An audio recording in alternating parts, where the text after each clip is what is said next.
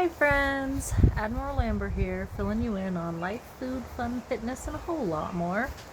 Today I thought I would tell you guys a little bit about my journey as far as my career and work goes, because I intend this move into working for the plumber steamfitter union to be my last career change. So my first job that I ever got paid for was actually working for my mom's graphic design company when I was really young. She was very technologically savvy and she taught us to use computers at a very young age, using MS-DOS and coding and all that fun stuff. And then she went to school to be a graphic designer, and as a kid I would tag along with her and I learned a little bit. I got a little college education as a child. So I was kind of fortunate with that. And then I learned Photoshop with her, so I just would edit documents and create brochures and assemble magnets and whatever little projects she was working on. That was my first paid job.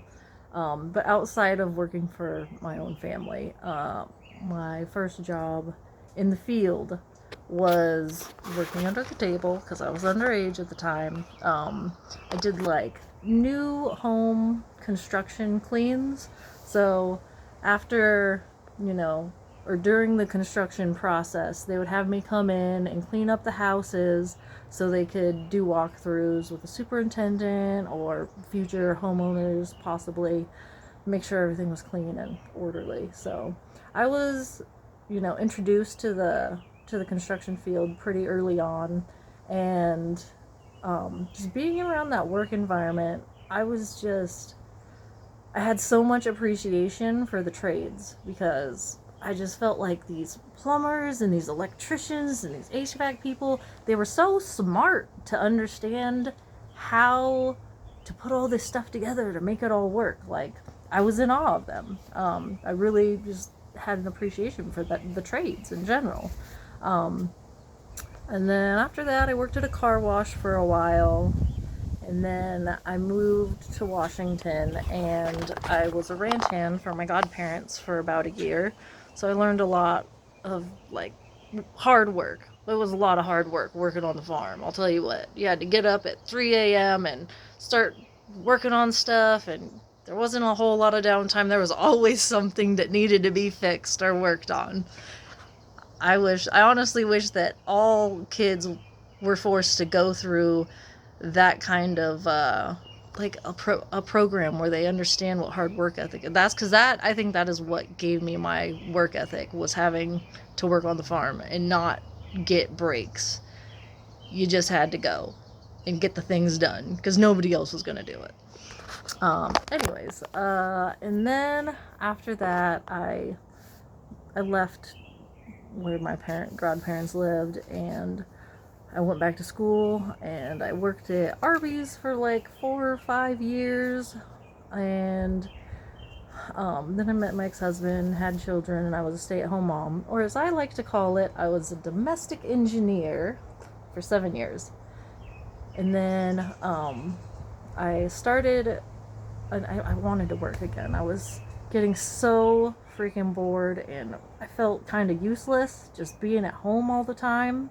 Even though I'm like tending to the house and everything, I wanted to like contribute financially to our household. So I found a job doing like commercial cleaning at night, so that, I could have all my motherly duties done and then still go to work and take care of that and earn some money. So I was doing commercial cleaning like doctor's offices and vet clinics and car dealerships and daycares, name it. I cleaned it. So I did that for quite a while, and then I also started the school district. I became a noon aide at my kids' school, so I would go there and basically watch kids at recess. And then there was a custodian that worked for the school district who I had talked to about how I was doing commercial cleaning, and he said, "Hey, you should apply for the school district. You already know how to do the job. We have great benefits." And I was like, "Well, I'm already an employee, so sure, I'll do that." So I applied for the school district, became a custodian for the school district. And to move up the ladder, my supervisor offered me the opportunity to take a boiler's license test so I could become a foreman, which was pretty cool. They like gave me all of the study material to, review, and then I like found online there's like sample tests and flashcards and everything. Cause I'm not really good with the whole just reading a guide. Like I need something more interactive. So I started studying for that, took the test, passed it, got my low pressure boilers license, and then I became a foreman for the school district. And I did that I worked for the school district for like 7 years. It was pretty cool. Like I really liked that job. But I also kind of go crazy being stuck in the same building for extended amounts of time. So, and I felt like, I learned a lot as a foreman. Like I learned how to program security systems and do work orders, and I had to coordinate with the public a lot. Like, entities would rent out our building, like, Parks and Rec or whatever, and I'd have to make sure they had all their equipment they needed and set up and tear down and all that stuff. And the last school that I worked at, actually, I started there before it was even open to the public. It was still under construction, so that was yet another interaction that I had with the construction field that I was always drawn to. And then also, while I was working with the school district, I got to know a lot of the tradespeople that worked for the school district as well. And quite a few of them had encouraged me to get into the trades since I was interested. But I was kind of scared at first. Like, I was comfortable in my job and working for the school district because it was like a certainty. I knew that I could stay there if I wanted to, and it would be, things would be set. And I'm a little bit scared to change, I'm not gonna lie. So, but eventually I ended up moving on, and I started working.